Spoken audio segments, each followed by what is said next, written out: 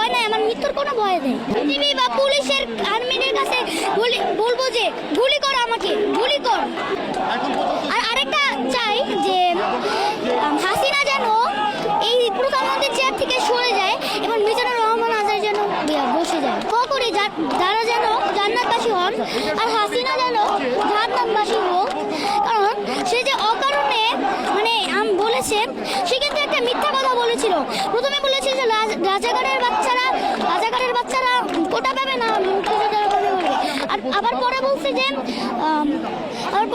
যে আমি কি তাদেরকে রাজাকার বলেছি? তারা নিজেই রাজাকার বলছে। তাহলে সে কেন বলল মিথ্যা কথাটা? চাইলে আমি জীবনও দিতে রাজি আছি। তাহলে আজকের এই আন্দোলনে কাকে নিয়ে এসেছো? আমার বাবাকে নিয়ে এসেছি। বাবার সাথে এসেছো? বাবা তোমাকে এখানে নিয়ে এসেছে? হ্যাঁ। তোমার ভয় লাগে না? না, আমার ভয় নাই, আমার মৃত্যুর কোনো ভয় নেই। কেন ভয় নাই?